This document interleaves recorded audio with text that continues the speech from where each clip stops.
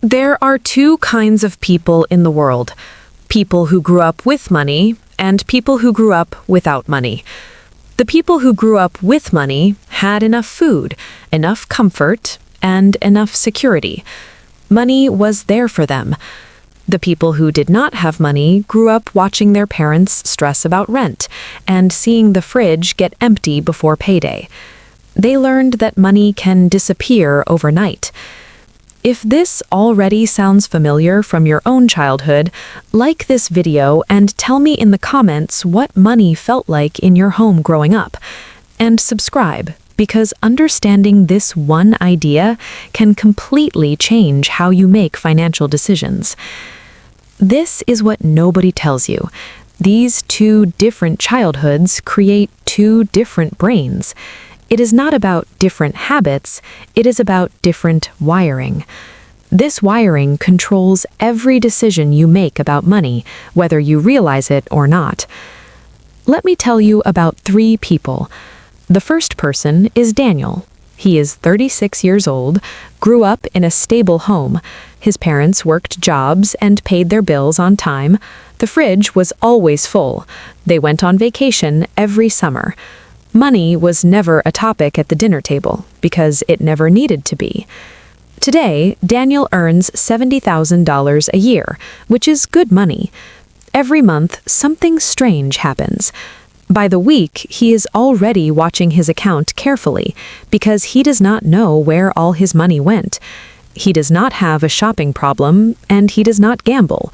He just spends money without thinking.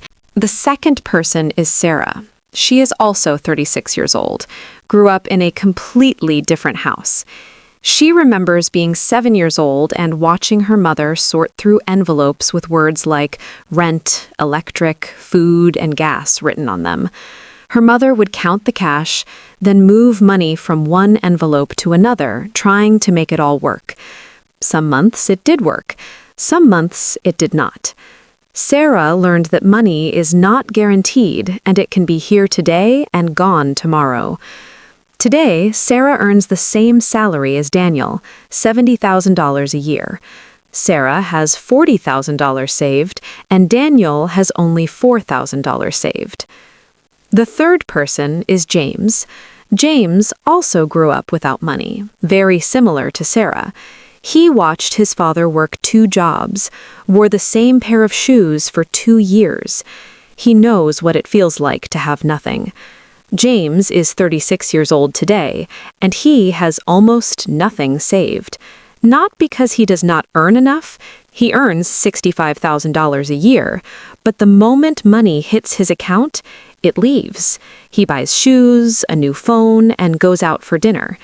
James spends money like someone afraid it will disappear because deep down, he believes it will. These three people have different relationships with money, all shaped before they turned 10 years old. There's something called the scarcity mindset. When you grow up without money, your brain adapts and becomes hyper-aware of resources. It tracks every dollar coming in, feels something close to physical pain when money leaves. This is not a character flaw. It is your brain doing what it was built to do. It was protecting you. It learned the rules of your environment. The problem is that your brain learned those rules as a child, and you had no control over the situation. You were just reacting. You are not a child anymore, and those old rules do not always apply to your adult life. Psychologists call this a money script. A money script is a belief about money that you formed early in life. Most people never question it. It just runs in the background, makes decisions for you. Sarah's money script says that money is scarce, so she saves everything and never wastes a dollar. That script helped her build $40,000 in savings. Sarah has never invested a single dollar because investing feels like losing money. James has a money script. He says that money never stays, so he enjoys it while he can. That script felt like freedom when he was young. Today, it keeps him stuck. He earns well, lives well, but he is one emergency away from a crisis. Daniel has his script. He says that money is safe and always comes back. That script gave him confidence. It also gave him blind spots. He never learned to track money because he never had to. He never felt urgency around saving because urgency was never part of his experience. These three people have scripts and different financial lives all written in childhood and running quietly in the background today. Here is where things get interesting. Some people break the pattern, not because they earn more or find a magic system, but because they do one thing differently. They ask a question, a simple question. Am I making this decision because it is smart, or am I making it because I am afraid? That question sounds easy. Most people never ask it, because fear and wisdom can look identical from the outside. Sarah, saving every dollar, looks responsible. If she is saving out of fear and never investing, she is slowly falling behind inflation. James, spending freely, looks confident. If he is spending to escape anxiety, he is building a wall between himself and real security. Daniel, not worrying about money, looks stable. If he is not paying attention, he is slowly losing ground without even feeling it. The turning point is not a decision, it is a moment of awareness.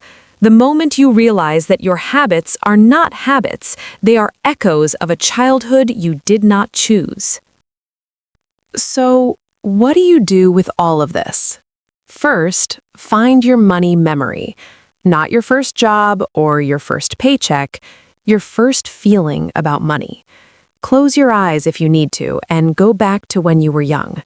What did money feel like in your house? Was it safe? Was it scary? Write it down. One sentence is enough. That memory is where your money script began. Second, look at your patterns honestly. Do you avoid checking your bank account? Do you spend right after getting paid? Do you save everything and never invest?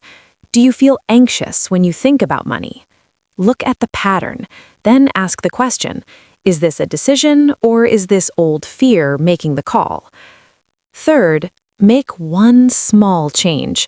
Not a complete budget overhaul, not an app or a strict system, just one thing. If you are like James and you spend impulsively, try this. The moment your paycheck arrives, move 10% to an account before you touch anything else. Not because you have to save it, just to create a small pause between earning and spending. That pause is where awareness lives. If you are like Sarah and you save everything but never invest, try this. Take $50. Put it into a simple index fund this month. Not because $50 will make you rich, but because your brain needs to experience investing and survive. It needs to learn that money can grow, not just disappear. If you are like Daniel and money just flows through without you noticing, try this. Once a week, spend 5 minutes looking at where your money went. Do not judge yourself, just to see clearly, because you cannot change what you cannot see. Fourth, give yourself some credit. If you grew up without money, you survived something. That experience gave you something most people never have. You understand what it feels like to have nothing. That understanding is powerful. The goal is not to erase where you came from. The goal is to make sure it works for you, not against you. Daniel, Sarah, and James all started in different places. The gap between them was never about income, it was never about intelligence, it was about awareness. Sarah understood scarcity, but let fear stop her from growing. James understood loss, but let it push her toward spending. Daniel never had to think about money until one day it became necessary. You now know something most people around you do not. Your childhood shaped how your brain views money. Awareness is where everything changes. Not a budget, not an app, not a raise. Awareness. Which one sounds more like you today? Daniel, Sarah, or James? And when you were growing up, did money feel safe or stressful in your home? Tell me in the comments. I read every response. If this video made you think differently, share it with one person who needs to hear it. See you in the next one.